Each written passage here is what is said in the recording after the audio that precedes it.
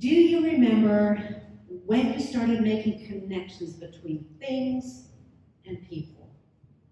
Or things or people? When did you realize that a group of people, a specific group of people, were your family? Or when did you first start wondering about why you think the way you do? How you fit into your ancestral line, or into history for that matter. I recall sitting through seemingly endless hours of history classes and intuitively knowing that they were important. Trying to remember different places, obscure treaties, men having disputes about everything, all the while failing to make even the rudimentary connections between that and how it relates to life. Sometimes things take a while to sink in and piece together, and I found that way I needed a little bit of lived history for me to understand and make those connections. There have been varying understandings of history. One is that history is cyclical. Major events, phenomenon recurring repeatedly. It's a rise and a fall. New beginnings followed by decline and death. Another understanding is a linear view with a clear beginning, various stages in the middle, and a finale at some point. So the linear view of history, it's defined by birth, newness, growth, maturation, decline, and ultimately death. There is an originator as well as an entity who will at some point decide it's over. Can you guess into which camp the historic Christian church falls? Cyclical or linear? I think it's linear, with a creation story, a lot of turbulence in the middle, and then a promise of a culmination. Do you think Jesus would have fit neatly into one of those categories or another? The conversations that he got into often left his hearers puzzled, grasping for connection that would make sense of who he was, what he stood for, and how that related to them. Some of the questions, I think, may have come from an honest place, people wanting to understand. The question that was in this text, for example, why do we and the Pharisees frequently fast? What are these questioners really asking? Basically, they're asking, why don't you do things like everyone else? Why are you different? The religious context of Jesus' time was rigid, complete with many rules and requirements, enforced by various levels of religious personnel. One of these rules was fasting. Of course, there were spiritual reasons connected with it, at which, at some point, they will have known that connection, known the relevance, but as is the case with so many things, time goes on and we carry on without thinking about it, except, in the case of fasting, except how hungry one gets. We may consider fasting for health benefits. It's become a pillar of the fitness movement. Or when we have to undergo a surgical procedure, then we have to fast. But we find less emphasis on fasting for spiritual reasons. During the time that Jesus was on earth, it was as routine as going to the synagogue or not working on the Sabbath, giving a portion of one's income to the religious community. Fasting was an integral part of the devout lifestyle. So for Jesus to be questioned about his reasons for not fasting and not requiring it of his followers isn't unusual. It didn't take long for people to make the connection between Jesus and unorthodox behavior. But Jesus wasn't simply unorthodox to be a rebel spirit. He wasn't a counterculture anarchist, for example. He simply had a way of looking at things that was entirely different. Note how he doesn't answer that question about fasting. He could have said, we don't fast because we don't like the feel of it. Or we don't fast because ultimately it's not the most important thing about our faith. Or it's something I'm just going to get rid of because of this, new religion. If you recall last week, people thought he had come to propagate a new teaching. Now that would have been a linear way to answer that question. Here's a question, and here is the one correct answer. But Jesus responds differently. He draws very interesting connections. The closest he came to giving what we would consider an answer was to offer a mini parable. The wedding guests can't mourn while the groom is still with them, can they? Jesus' question basically states there's a time for fasting, but that time is not now. Having the representative of the divine face right there on earth before them was a time to celebrate, not a time for mourning or fasting. What? You can do that? You can just up and change the rules? Things don't always have to trudge along the way they always have? With this statement, Jesus suggests this is a different time. The time to look up from the beaten path that you and your ancestors have been on for so long and look into the distance. See new horizons, make different connections, think through innovative opportunities. When you step out of the rigid drudgery, you begin to see new things. Think new thoughts, imagine new possibilities. Have you ever noticed what happens when you leave town and you get into another area?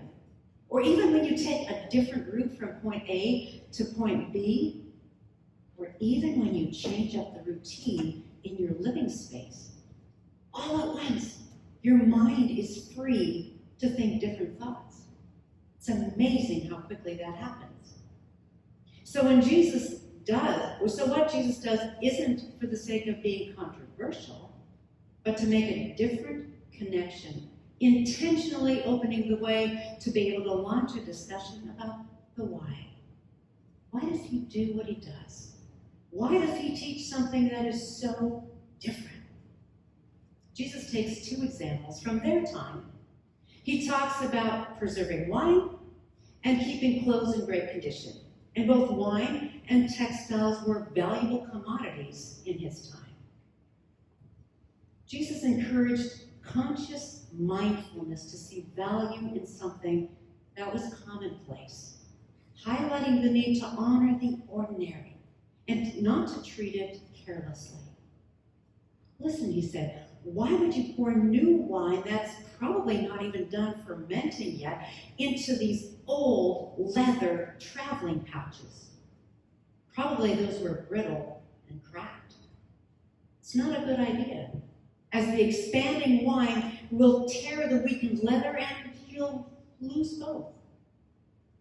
And when your favorite well-worn outfit is threadbare, would you really sew a brand new patch of unshrunk cotton onto it? Think about what happens when a piece of clothing shrinks. You might just never wear it again. I once inherited a fine wool sweater from a colleague who was several sizes larger than I was, simply because she washed it in warm water. Lucky me. So doing this kind of mending project isn't going to help the life of your beloved garment in the long term. It'll tear it up. Don't do it. So we may wonder what connects these scenarios, fasting versus not fasting, pouring wine into an old carrying pouch, making an outfit unwearable by using the wrong approach. Where is that connection? Maybe Jesus is asking them to think about a different connection. Instead of thinking that adhering to every religious rule would make them holy, is he asking them to step back, think for a little bit, and think about what it really is that is important. Assess situations within their own context. To think, to be mindful. Instead of using tools you've always used, old leather pouch to carry wine, think about what may be a better receptacle for new wine. And not every solution is the right solution now. Using unshrunk fabric on an unshrunk brand new outfit may have worked. But stop. Don't do it on this threadbare garment. That's not going to work. Sometimes it is about being mindful rather than just doing things because that's what's always been done or because everybody does it. It's time to think new thoughts. Evaluate existing forms. Question whether the usual way of doing things still works. By using entirely different connections, Jesus essentially invites his hearers to imagine a different view of life, and thereby also of history. Instead of limiting themselves to expect repetitious, numbing cycles or rituals, or to live in a linear system that is marching inexorably toward a cataclysmic end, and therefore defines everything as either in or out, helpful or destructive, good or bad, is there another way? By looking at a thing or an event or a practice from another angle, he is inviting them to think spatially. Now that isn't as overwhelming as you might think. You think spatially all the time. Think about every time you follow directions to assemble an array of pieces and build it together into a usable furniture piece. Think IKEA, spatial thinking. Or you want to make a phone call to a friend of yours who's in a distant time zone. You calculate and you say, okay, I'm not going to give them a heart attack at 2 a.m. and call them then, so you calculate. Every time you meticulously pack your luggage for a trip, fitting everything in, that is spatial thinking. Thinking about connections between space and objects, between me and another place on the globe, or between understanding a written document and bringing it over to a final product that is actually usable. All of that is spatial thinking. An expert spatial thinker can visualize how one thing relates to another. They imagine transformation. They can create new viewing angles.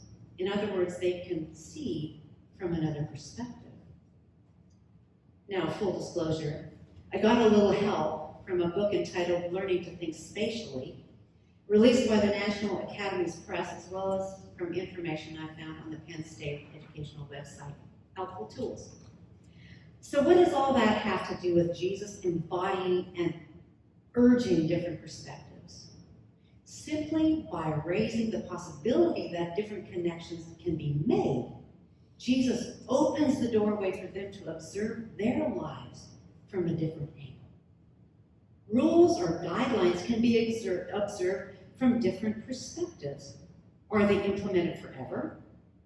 Are there times they have to be adapted to fit new circumstances? Can they sometimes be suspended? Using the well-known images from his time, he teaches them that there have to be modifications. If they're to be mindful, they will need to optimize what they have and sometimes update their automatic responses. We can think of this for ourselves personally as we continue to navigate this ever-changing life with the coronavirus. And I encourage you to do that. Reflect, question, look at your life from many different angles. But for this morning, I want to highlight just a few points we can ponder about how we express and nurture and live our faith collectively. In order to have any relevance in a society in which the fastest growing religious affiliation is none, it's time to ask questions. That's right, to question, as Jesus did when he called them to consider whether fasting was always appropriate. A secure, thoughtful teacher will tell their student that there is no sincere question that is off limits. Am I right? I think so. First question, do we need to look at God from a different angle? Perhaps through the lens of a person facing oppression and poverty, someone experiencing homelessness, someone living in a non-Western country. How does a womanist author see God? Can we listen to how transgender youth envision God? Which face of God do we encounter when we sit with someone who feels despair? Can we sit in silence with the original inhabitants and stewards of this land and learn about God from their perspective? What does God look like from a vantage point that is different from mine? Second question. Do the vehicles we use to express our faith collectively make sense to a people in a digital, fast-paced culture?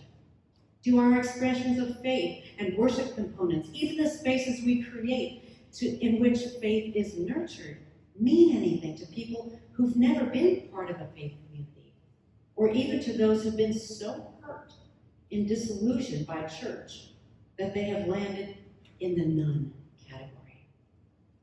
Do our Sunday morning and weekly rituals build a bigger table or a higher wall? Throughout history, faith communities haven't done too well asking or even welcoming questions. We have thought we needed to have the answers, and for our time, preferably succinct, funny answers packaged as a soundbite. We don't have to throw away our sacred text, the Bible, to be relevant. We can look at how Jesus was able to embrace the texts of his day fully, unafraid of the questions, incredulity, frustration that these ancient texts invariably invoke. He could do this because he knew we are also comforted and guided and grounded in its ancient wisdom. The late Jewish theologian and philosopher Rabbi Abraham Joshua Heschel said, and I quote, "We are closer to God when we're asking questions than when we think we have the answers." End quote. This is consistent with the people who felt comfortable with Jesus. When we invite questions, spatial versus cyclical or linear thinking, allow ourselves to reassess our own valuable commodities, so to speak, learning to imagine new life-giving ways of living, worshiping, reaching out, supporting one another, then the new wine of the Spirit will flow and we'll be given, quote, opportunities of stitching a new garment, one that fits all of humanity and nature, as poet and activist Sonia Renee Taylor writes. Stitch a new garment, one that fits all of humanity and nature. I invite you out of wherever and whatever cycle you're trapped in, off of the ledge represented by linear thinking, into a wide open space, a space of mindful care in which questions, healing, celebration as well as mourning, creativity and dynamism as well as exhaustion, anticipation and anxiety and comfort can coexist effortlessly.